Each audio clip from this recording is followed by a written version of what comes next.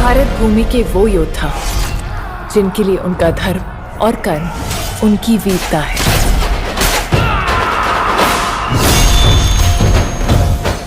युद्ध में दिखाई गई शूरता के लिए पेशवा के चचेरे भाई श्रीमंत सदाशिवराव भाऊ का अभिनंदन किया जाता है। जाओ दिया मला। मैंने सुना है जब पेशवा अकेले मुहिम पर जाते हैं तो एक मस्तानी के साथ लौटते हैं। मेरे जीवन में तुम ही हो और तुम ही रहोगे।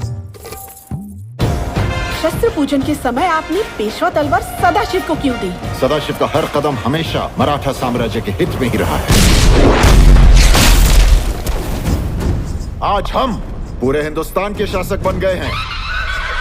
मराठों के खिलाफ जाने वाला कोई है ही नहीं इस सरजमीन पर। एक है जहांपना, अहमद शाह अब्दाली। अब्दाली के आने का मतलब है पूरे हिंदुस्तान पर आक्रमण। इस बार 1 लाख की फौज लेकर आ रहा है वो। पिछली बार जब वो यहाँ आया था तो यमुना का पानी 7 दिन तक लाल था। मोर का तख्त और ये कोहिनूर बड़ी मशक्कत से पाया जाता है, छीनने से नहीं मिलता। तलवारें खींच लो, इस बार हमें उसे रोकना होगा।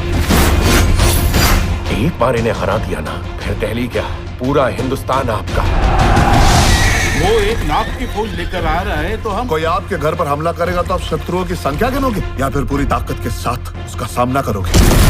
हम मराठों का सफाया कर देंगे। तो फिर हमारे बंदूकें आपकी। इस बार अब्दाली को ऐसा सबक सिखाओ कि वो दोबारा हिंदुस्तान की तरफ देखने की हिम्मत भी न करे। मैं भी तुम्हारे साथ मुहिम पर चलूंगी। सुख में पीछे रहूंगी और दुख में आगे आ जाऊंगी।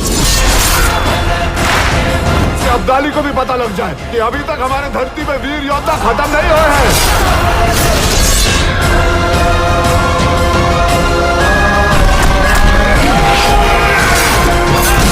अब हमारे बीच कोई दरिया नहीं है, अब हमारे बीच सिर्फ पानीपत की ये रणभूमि है।